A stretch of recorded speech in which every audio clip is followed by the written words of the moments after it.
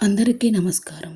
ఈరోజు మనం హెల్తీగా, టేస్టీగా ఇంకా ఈజీగా చేసుకునే ఒక స్పెషల్ రెసిపీ తయారు చేసుకుందాం. అదే పాలకూర పులావ్. ఈ పులావ్ స్కూల్, ఆఫీస్ లంచ్ బాక్సులకి చాలా సులువుగా చేసుకోవచ్చు. మీ బిజీ డేస్లో ఈ రెసిపీ ఒక్కసారి ట్రై చేసి చూడండి, ఇంకా వదలరు. పాలకూర ఇష్టపడని పిల్లలకి ఈ రకంగా చేసి పెడితే చాలా ఇష్టంగా తింటారు.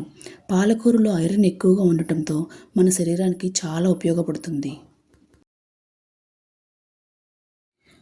ముందుగా పాలకూరను మట్టి దుమ్ము లేకుండా 2-3 సార్లు బాగా కడిగి తీసుకోవాలి.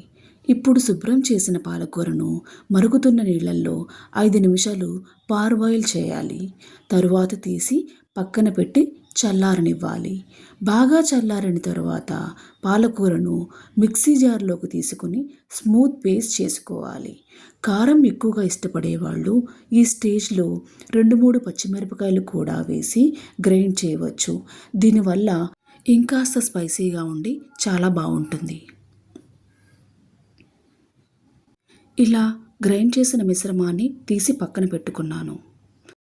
ఈ రెసిపీకి 2 గ్లాసుల బాస్మతి బియ్యం తీసుకుని బాగా కడిగి సరిపడా నీరు పోసి నానబెట్టాలి. తరువాత పార్బాయిల్ చేసిన మీల్ మేకర్ను నీరు లేకుండా గట్టిగా పిండి పక్కన పెట్టుకోవాలి.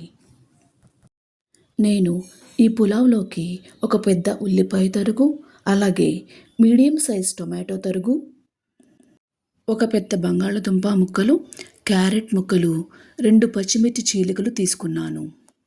తరువాత మందపాటి బాండీలో కొద్దిగా ఆయిల్ వేసి కాగిన తరువాత హోల్ గరం మసాలా దినుసులు వేసి బాగా వేయించాలి. కొద్దిగా వేగిన తర్వాత వెంటనే ఆనియన్ చీలికలు వేసి గోల్డెన్ బ్రౌన్ వచ్చేంత వరకు బాగా వేయించాలి.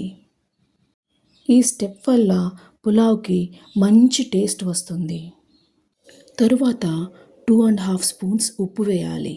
పాలకూరలో ఉప్పు శాతం చాలా ఎక్కువ ఉంటుంది కాబట్టి కాస్త చూసుకుని వేయండి, లేదంటే ఉప్పు ఎక్కువ అవుతుంది. ఈ స్టేజ్లో ఉప్పు వేయడం వల్ల ఆనియన్స్ త్వరగా బ్రౌన్ అవుతాయి. ఒకసారి అంతా కలిపిన తర్వాత ఒక పెద్ద స్పూన్ ఫ్రెష్గా దంచిన అల్లం వెల్లుల్లి ముద్దను కూడా వేసి పచ్చివాసన పోయి మంచి అరోమా వచ్చేంత వరకు చక్కగా వేయించాలి. అల్లం వెల్లుల్లి పేస్ట్ అడుగు పట్టకుండా కదుపుతూ ఉండాలి. ఇప్పుడు టమోటా తరుగు వేసి అది మెత్తగా అయ్యేంత వరకు వేయించాలి. టొమాటో ఎక్కువ వేగనవసరం లేదు, సాఫ్ట్ అయితే సరిపోతుంది. నెక్స్ట్ తరిగిన పచ్చిమిర్చి చీలికలు, క్యారెట్ ముక్కలు కూడా వేసి వేయించాలి. ఇవి కొద్దిగా ఫ్రై అయిన తర్వాత ఒక గుప్పెడు కొత్తిమీర, పుదీనా కూడా వేసి వేగనివ్వాలి. ఇలా కొత్తిమీర, పుదీనా నూనెలో వేయించడం వల్ల పులావ్కు మంచి ఫ్లేవర్ వస్తుంది. కొత్తిమీర, పుదీనా కాస్త వేగిన తర్వాత తరిగిన బంగాళదుంప, పార్బాయిల్ చేసిన మీల్ మేకర్ వేసి కొంచెం సేపు ఫ్రై చేయాలి. కూరగాయ ముక్కలు వేగిన తరువాత గ్రైండ్ చేసి పెట్టుకున్న పాలకూర పేస్ట్ వేసి అంతా చక్కగా కలిపి పచ్చివాసన పోయి దగ్గరగా అయ్యేంత వరకు వేయించాలి.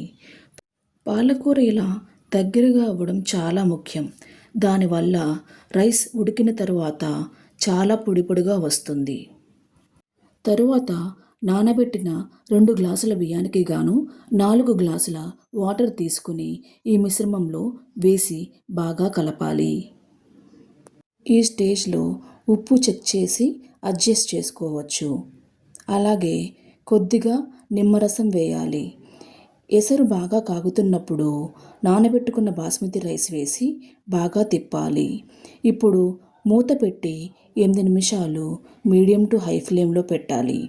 తరువాత మూత తీసి మరలా అంతా కలిపి 10 నిమిషాలు లో ఫ్లేమ్లో పెట్టి స్టవ్ ఆఫ్ చేసి మూత తీయకుండా 20 నిమిషాలు వదిలేయాలి. అంతే, యమ్మీ టేస్టీ పాలకూర పులావ్ రెడీ. ఈ రెసిపీ మీకు నచ్చినట్టయితే please like and subscribe. Thank you for watching.